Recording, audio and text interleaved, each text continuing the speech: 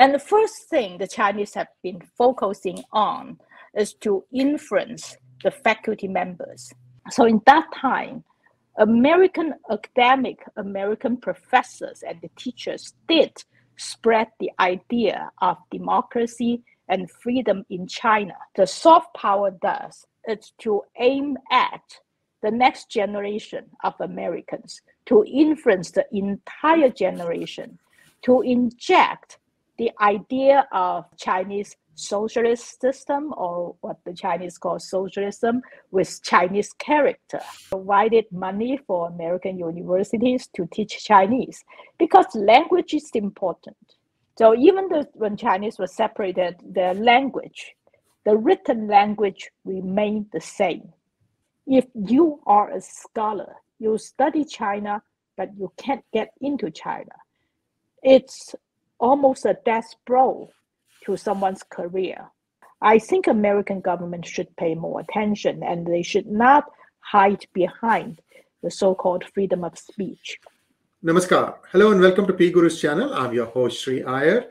Joining me again is Sasha Gong, and we're going to talk about the educational institutions in the United States and how these have also been infiltrated by China. As always, the book Red-Handed is our reference, but we go far beyond that, especially in this episode. You don't want to miss this. Please do like this video so that it can go its fullest possible viral effect. Thank you. And let us welcome our guest of the day, Sasha Gong. Sasha, namaskar and welcome to PGurus channel. Hi, thank you so much. I'm so happy to be here again.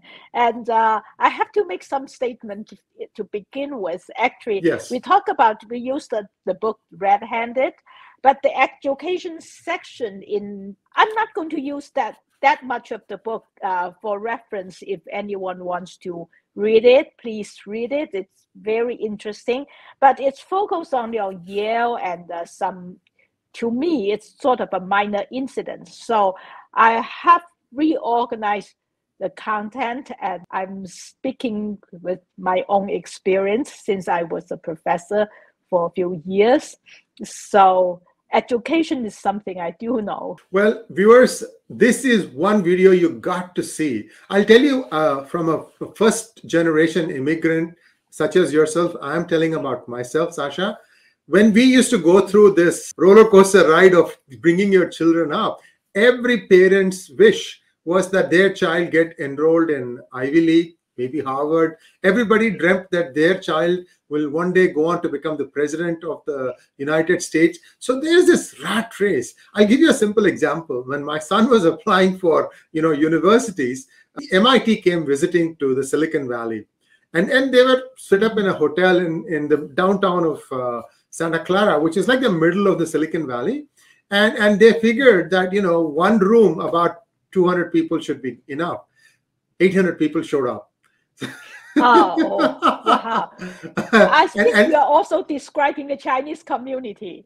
Oh, everyone. I mean, this was like... all immigrants.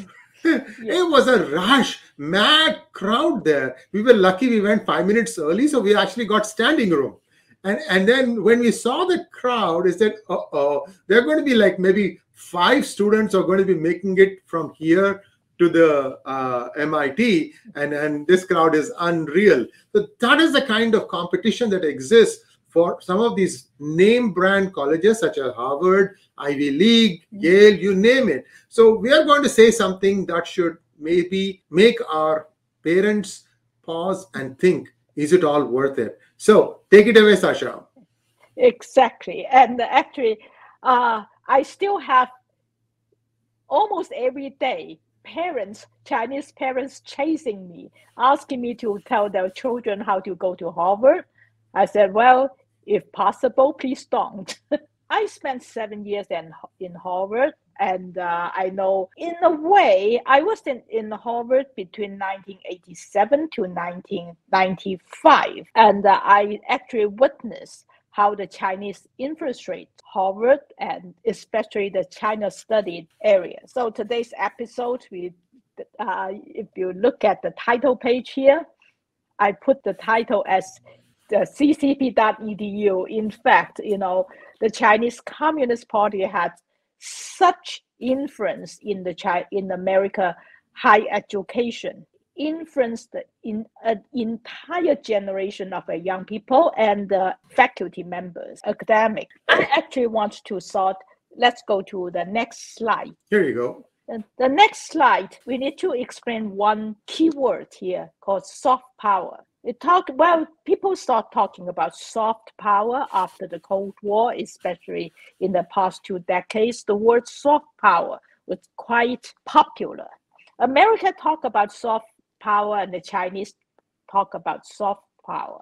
But when America talk about soft power, they talk about, say, Hollywood is soft power, our freedom, democracy, soft power. But when China talk about soft power, when the word came out, the Chinese immediately focused on government operation.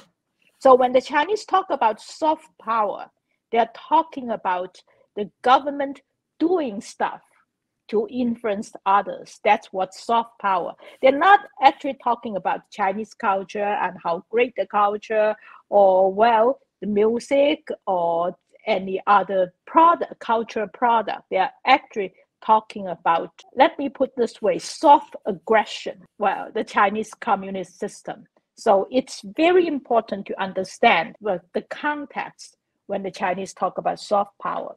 So in China, actually, lots of scholars, lots of government officials talk about soft power all the time. They also told people from the state, we only use soft power. China is a peace-loving country. We have soft power. We have military power, but we prefer to use soft power, which in a way so far is true.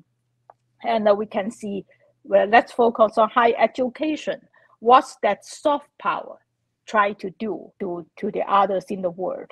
We are not even talking about elementary school or high school. That would be other chapters. Today, let's focus on higher education, because higher education, when you get the higher education, you will also get the high school and the elementary and other education. So the Chinese understand it very well. And the first thing the Chinese have been focusing on is to influence the faculty members. When we trace back to history, in the 1970s, almost no American academic could go to China to study because the Chinese would not let them in. What the Chinese really worried is what all these foreigners might spread the idea of democracy and freedom to China. So starting in the 1980s, when I was in school, for example, in the late 1970s and 1980s, more and more American professors or American teachers went to China. My English teacher was an American girl who was a graduate student at Berkeley and went to China to teach English. So she was my professor, and later she joined the State Department. She was an official in the State Department for many years. So in that time, American professors and the teachers did spread the idea of democracy and freedom in China. In that time, the Chinese students like me, we were like sponges. We absorbed all these great ideas, novel ideas to us, and we actually love it. And let's fast forward to the 1990s and especially to the 2000s after China joined WTO. More and more American academic people, students, professors went to China. And at that time, the more I observed, the more I realized actually these people, unlike the teachers before, unlike the professors before, who were so much enthusiastic to democracy, teaching students democracy and freedom and new ideas. These were professors who started to praise the Chinese system. The more I look at it, the more it confuses me for a while. And then later I realized why. I'm going to explain. If you look at the purpose of China's soft power, the first thing they did was to influence the American faculty members and American academia.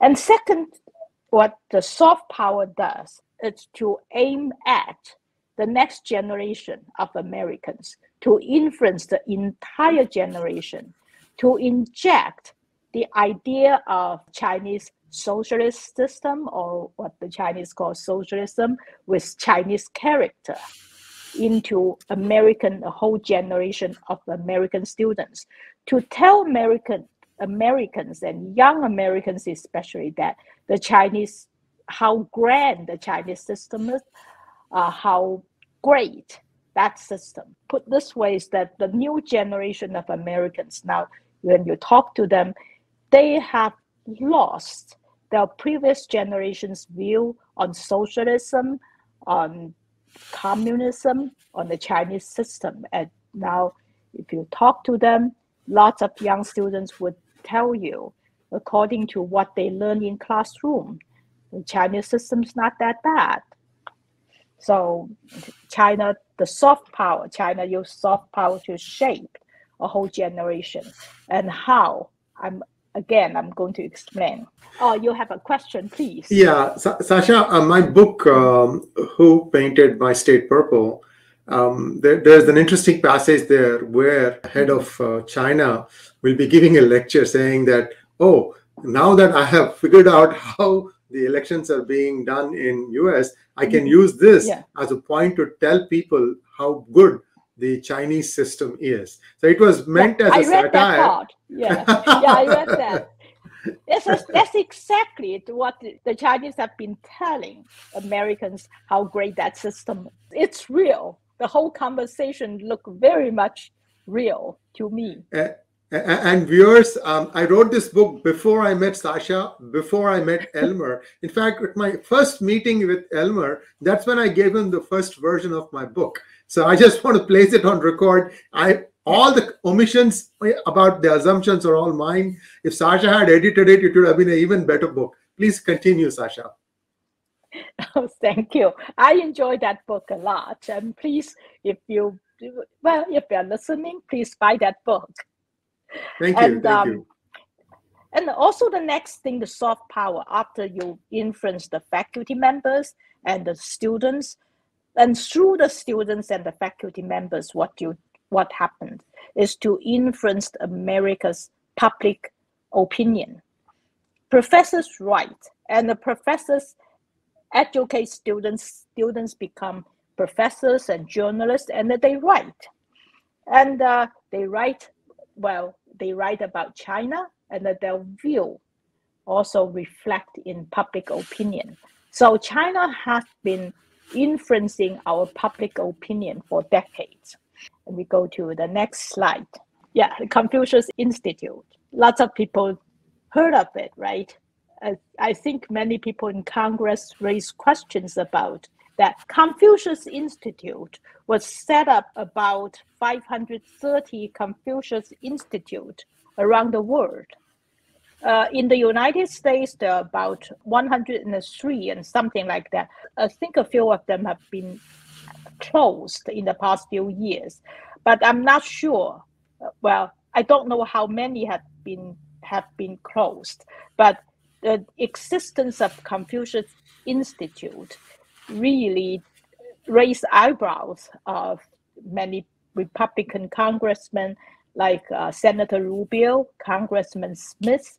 They mentioned many times, and during the Trump administration, the White House paid attention, and finally the White House ordered to label the Confucius Institute as a foreign mission.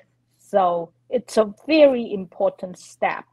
But before that, I think that was in 2018 or 2019, something like that. But before that, the Confucius Institute had been operating in the United States within our major universities for a decade and a half, which created enormous imprint in our education system.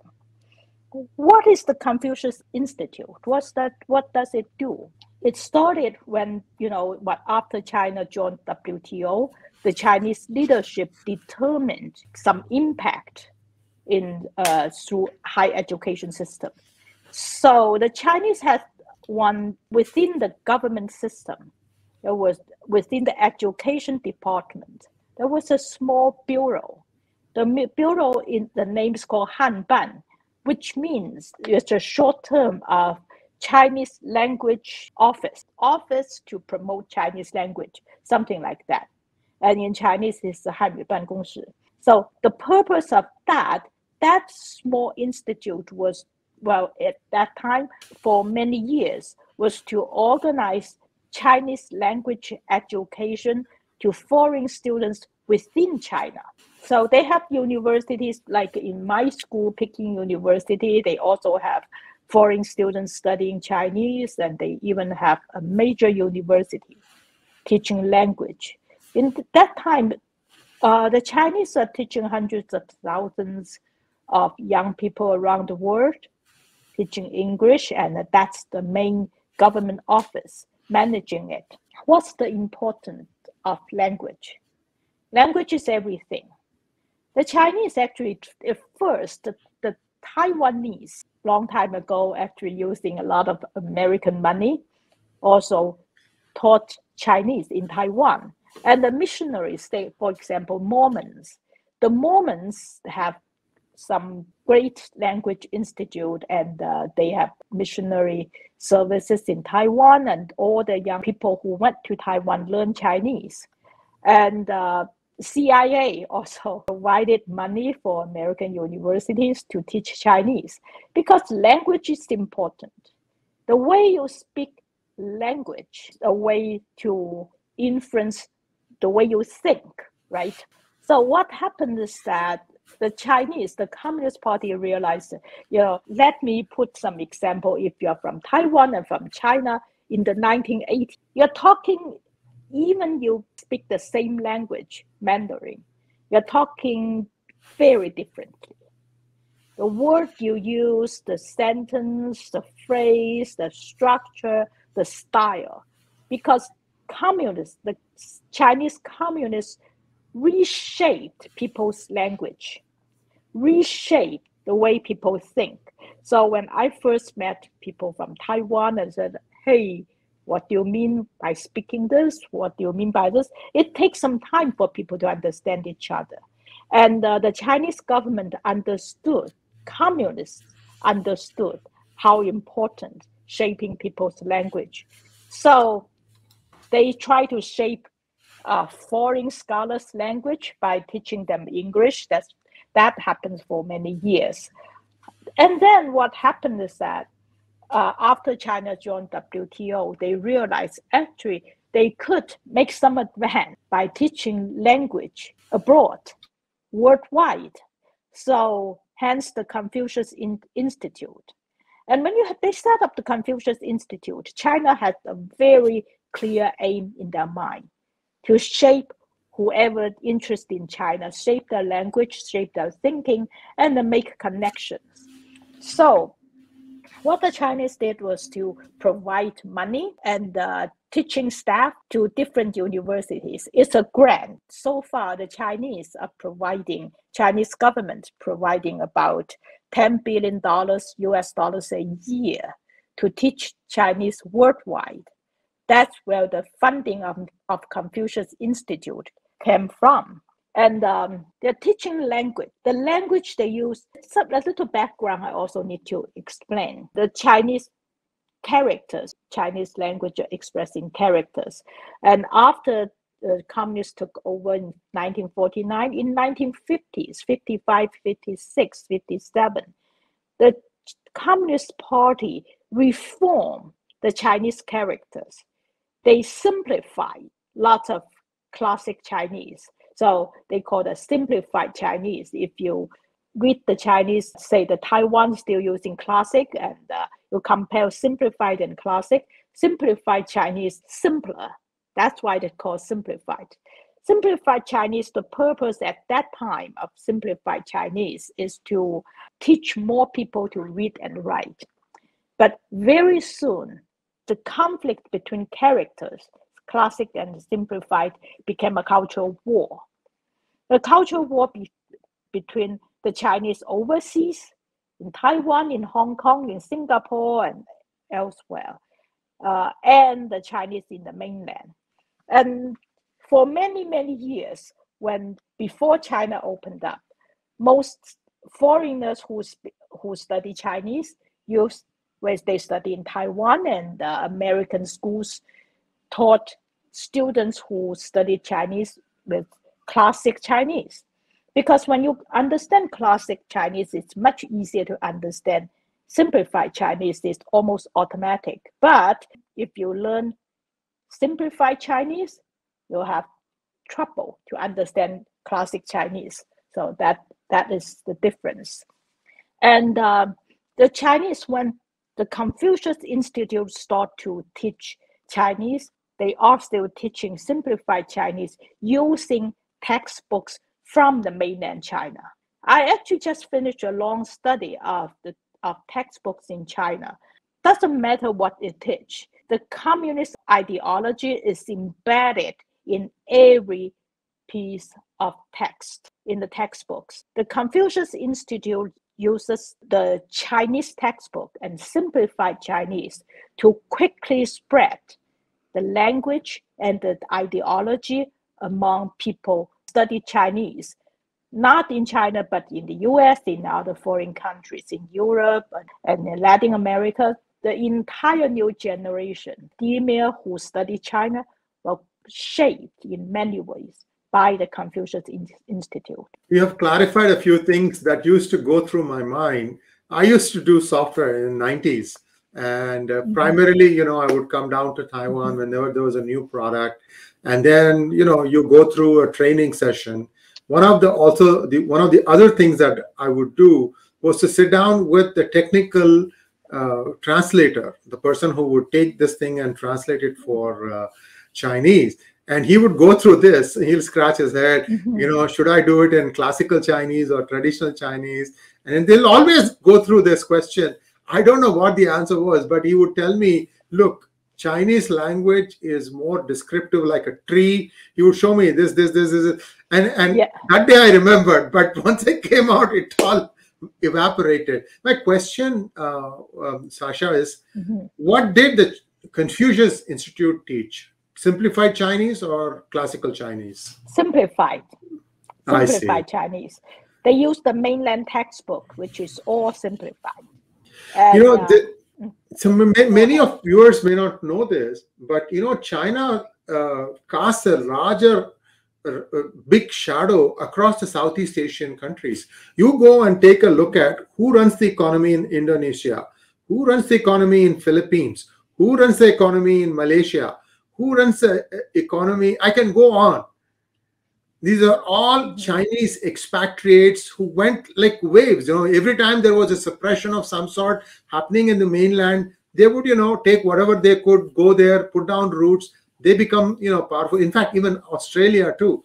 So all these people probably learned in various versions of Chinese, right? I mean, you're saying that even Taiwan to China, there is a fair amount of difference. Oh, yes. The Chinese diasporas before the 1990s actually mostly use classic Chinese, not simplified. But you see, since the 1990s, lots of mainland Chinese move abroad. So they brought simplified Chinese, and plus the Confucius Institute, and they spread simplified Chinese.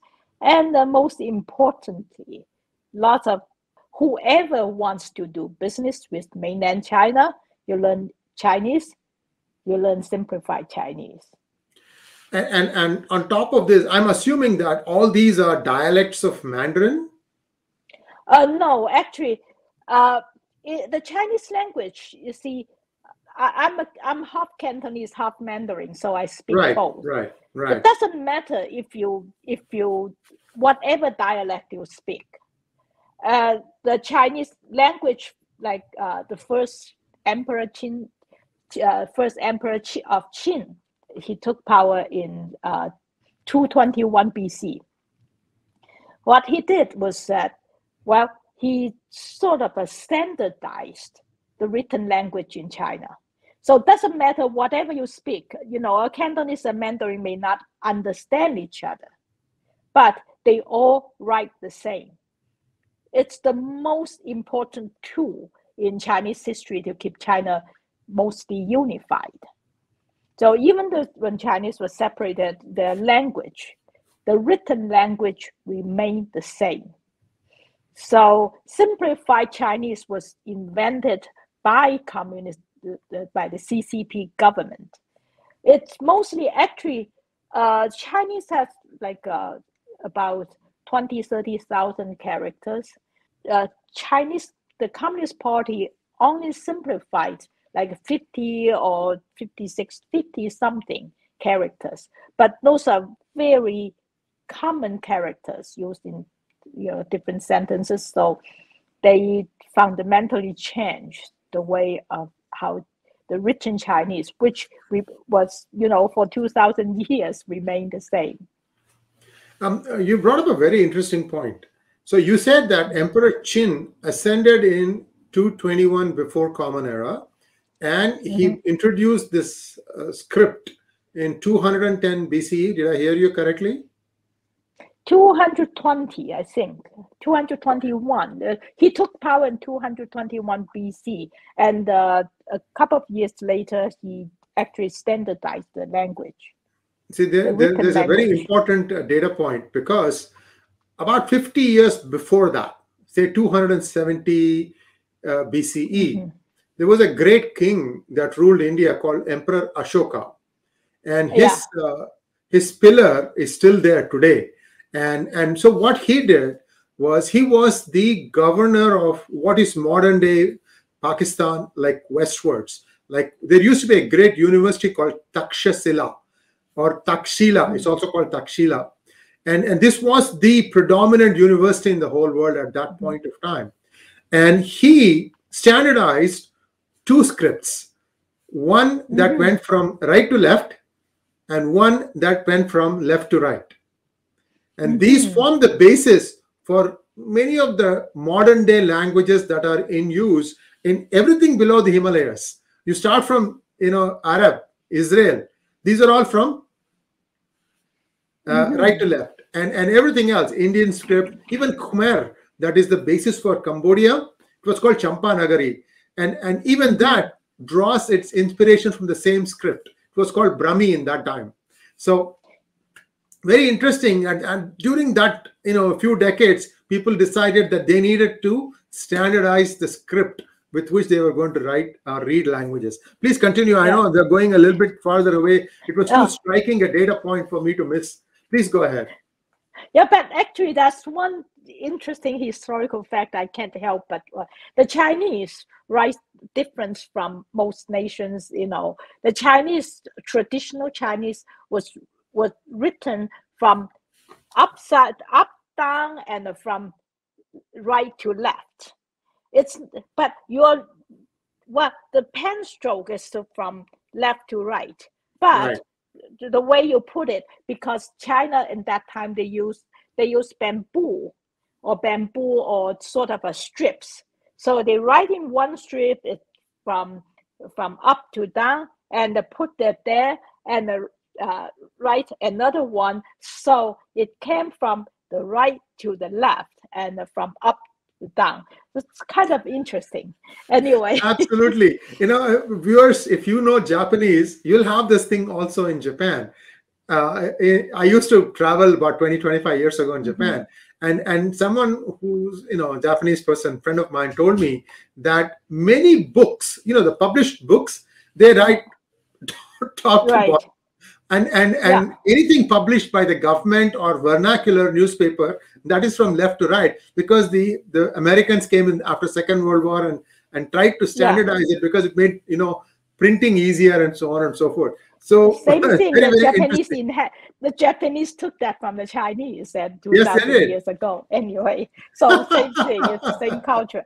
Anyway, well, let's quickly finish the Confucius Institute.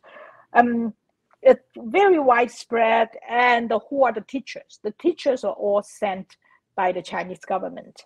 So they have a mission. The teachers were sent abroad with the mission to spread China's belief, to spread the ideology. So let's go to the next slide. This is crucial. The Chinese, how the Chinese, I talk about the Chinese shaped, influence our faculty members, our academia. How did they do that? And the first thing, if you look at how China influenced the faculty members and influenced academia, how? This is how, and if you Google the word Chinese influence and university, you will see first thing would pop up university grants. According to the Trump administration education department, since 2013, China gave American universities over $1 billion. And that's a very much underreported number because the Trump administration asked universities to report gifts over $250,000, and universities said it involved too much manpower, whatever, mumbo jumbo, they could not do that. So this $1 billion is a very much underreported number first. And all this gift from China, they are not gift, they're grants with conditions. But the China grants conditions is very clear. You have to study, either if you're in social sciences or humanities, you have to be pro-China. If you're not pro-China, you would not be able to get any grants. And for science, well, you have to work with China. If China gives a university, say MIT, a very large grant to do a joint program, that means China wants your technology. And it was gives great prices. So lots of universities kind of by such grants. I have to say my alma mater, Harvard, is the one who took most such grants. So that's one way China influenced the states. Think of it, and academic grants in all the way of how academic grants work is if you have grants, faculty members can take sabbatical leave and do study and publish more. Remember, American University has one very, very strange rule to me. Teaching is secondary. Most important, the way, the means to get you tenure, to get you fame, and you have to publish. Doesn't matter, whatever you publish, you have to publish and publish in all these reputable magazines. Doesn't matter if you have readers, they don't care if you publish. So when you publish, you need grants, you need to research, you need research associate, research, you need help especially for science, for scientists. You need lab funding, you need all this. So the Chinese understand when you give gifts, it's usually with very loose financial or accounting conditions. You can do this and they don't care much, but you have to be pro-China. So that's grant. And the students' tuition, which is a very major income for American universities, for American higher education. In the past few years, the number of American students are actually decreasing because, we also have a population, birth problem, and it looks like fewer people want to go to university. So universities are expanding, and they heavily rely on foreign students, rely on their tuition. And also, we all know in our state universities, great state universities, in-state students don't pay a lot of tuition. But foreign students have to pay full tuition, which means 3 or 4 times more than in-state students pay, right? So in 2018, according to the Education Department, China sent over 369,548 students to the US. If you think of it, each one on average, each one spent $50,000 to $70,000. If you go to Ivy League, you spend more, so $100,000, say $70,000 each. That's a lot of money. It simply say that's a lot of money. It's a lot of money for universities, and universities have to some sort of try to tiptoe around and not to offend China. So sometimes in many issues when regarding China, I always feel universities are sort of walk on eggshells. They're so careful, and they're not very careful. They don't care. You see, that's where real power lies. Remember when Trump was elected, all universities, I would say 95% of universities, went into a depression. So faculty members never hesitate to criticize or to attack the conservatives, especially Trump. But they always think again and mostly decided not to do it when there's some China-related issues. So that's one of the reasons. And one of very important cause of China's control of faculty members, which was also least mentioned, was China can grant or deny access to China.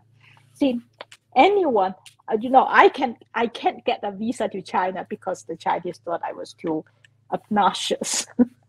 And for faculty members, if you, especially in social sciences, if you study well, you're pro-China, not only you can get funding, you get access, the Chinese invite you to China, they work with you, they provide you with forums, they do all the nice things, academic, and they also pay very handsome fee for speeches.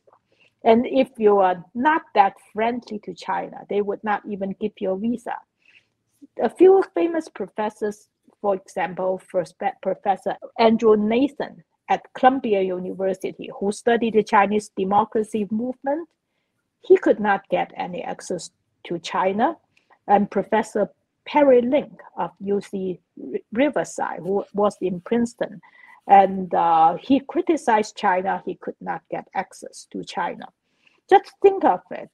If you are a scholar, you study China, but you can't get into China, it's almost a death blow to someone's career if you are a China specialist. And especially for the young generation of academia. If you criticize China, you're in all sorts of trouble. And the American government cannot help you. Your university can't help you, and they may blame you. So say, because of you, we could not get this funding, that funding. And if you're pro-China, you have a lot. You have opportunities, you have access, and you have funding, and they pave the way for you to get your tenure. So many cases I know, when especially, people choose PhD dissertation and what to do, said, well, offending China is not a good idea. So I actually witnessed the not so friendly China scholars, young scholars who could not get any future in universities. It's a very harsh reality. So wow. let's go to the next slide. Next slide is topic is on the news a lot. So I don't think I need to talk too much because I don't need to elaborate it that much because, you see, if you want to know more, you can just read in the news.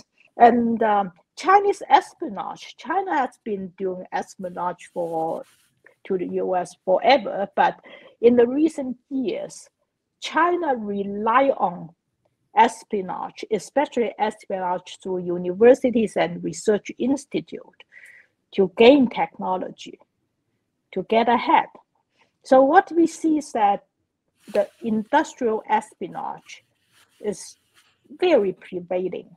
And I have no intention to criticize Chinese scholars here because I was one, but in a way, China set up a lot of mechanisms, institutes, and organizations to promote cooperation between Chinese American scholars and the Chinese government or university or other entities. Say if you're a scientist, you came from China, you speak Chinese, you study some fantastic technology, the Chinese would offer you a lot, money, research funding, or whatever for you to work with them. And even America, think of it, NIH, a government agency, and ask NIH how many of their researchers work with China. In this COVID, we suddenly saw that Dr. Fauci and all these NIH people are actually working with China and give them funding, get their funding, and get personal opportunities. So if that doesn't alarm Americans, I don't know what would. It's very alarming. Yes, indeed. Yes, indeed. Sasha, one just quick observation, and I'll let you have the floor again. To this day, we still don't know how COVID escaped from a lab. At least to some extent, everybody now agrees that it escaped from a lab in Wuhan. But what people don't understand, don't still know, is how it did that. Was it through some animals that they were experimenting, and perhaps they were trying some things on them? They didn't see any side effects. These animals they were left loose? They went into that market and got sold there? We don't know. Or if it was like, I think Elmer has explained this, that in one of the premier Wuhan institutes, there are 2 floors. The world can only have access to 1 floor. The other floor is for military research. Nobody's allowed to go there. So this continues to be a mystery. And it is more so now because China's vaccines are not working. We have this strange situation in Shenzhen. They had a 4-day lockdown for one half of the city. Then after 4 days, they're going to open up that and lock down the other half of the city. And believe me when I say it, this is going to spread to Hong Kong, Shanghai, Beijing. I mean, they are in a real throes of a problem. And Mr. Fauci, Dr. Fauci is still not explaining what he did, that gain of function research. A large portion of Shanghai has been locked down in the past few days. I actually, in a way, one thing I don't find any credibility so far is the Chinese intentionally sent out the virus, because if China intentionally sent out the virus, it would be in some foreign places or in some remote place, would not be in a big city like Wuhan. That gives them all sorts of trouble. The Chinese vaccine now, at least the government published that 29% effective and for 6 months. Now 6 months past for most people, it's not effective.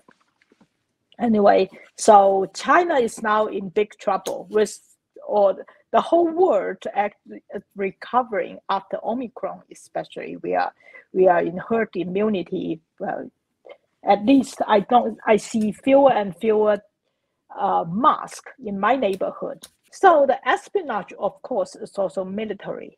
And One thing, at least according to the recent cases we see, we realize, and I personally know some cases, many Chinese military officers disguised or lie in their application as scientists, as students, and came to the United States and study here. Well, the picture here you see was a Harvard scientist, Lieber, who, it's not only limited to Chinese Americans, but also, non-Chinese, as this Harvard case shows, the head of the chemistry department. So we see espionage, and we see China also stealing data. The Chinese data is now a very major source for China's wealth, because China is building its economy based on big data. Remember a few years ago, during the Obama time, the Chinese actually sold the entire database of the federal employees' personal data. And so far, I don't see anybody got punished for that. And that's how the Chinese operate. I think the Chinese now is stealing data like crazy. And we are not doing much on this. And also, well, I would say people talk about, I was a conversation with some American experts a few days ago. My view is that espionage in this new era has been changed. The essence of espionage. Before, one CIA guy told me that you have no idea how much time and money and sometimes life we spent on knowing what the Soviet leaders like. But now you can find out everything from internet. So espionage, in one way, collecting information is less important. The more important part of espionage, the new espionage war, is to inject their inferences. They influence you, and that's the new espionage game, in my view. The next slide actually just summarized first one about the faculty, mind control faculty. I actually already talked about how they use access, use funding to control the faculty. One other phenomena is less known by American public. It's the students. We talked about like 380,000 something students are now studying in America. And the report shows there are party organizations among these Chinese students. At least one such party organization was exposed in UC San Diego. And in many other universities, what I know, this party organizations exist. Of course, only a few of them are exposed. But judging from what the Chinese embassy, Chinese embassy here having annual ceremony and stuff all the time, Chinese New Year or National Day or other celebration, they invited tons of student organizations in the States to attend those. In my neighborhood, there are many universities. Judging from the students attending, you could see, their party organizations exist in many universities, which by the US law should be illegal, but they do exist. But what they do, not only they control the students, they spy on students, and whenever there are so-called anti-Chinese activities, all the students' organizations controlled by the party members would go out to attack whoever dare to criticize the Chinese government. As recently, we have seen people from human rights activists from Tibet, from the Uyghur region, and among the Chinese, whenever they go and give a speech in universities, they are attacked. And when professors criticize the Chinese government, they are attacked. So such attacks happen very frequent in the past few years. I think American government should pay more attention, and they should not hide behind the so-called freedom of speech. There's a Chinese government intimidating activities. They intimidate human rights activists through all the students' organizations that destroy our academic freedom. Let's go to the next slide and the last slide. Last but not least, we also should pay attention to activities organized within China. Within China, when Chinese students, in my time, we were just happy to get in fellowship and came abroad. But soon you came outside, you say, okay, I'm done with the Chinese government, right? It's not the case now. The case is China has built an industry to recruit students and send them abroad. Lots of them use their private money. Most of them actually have money.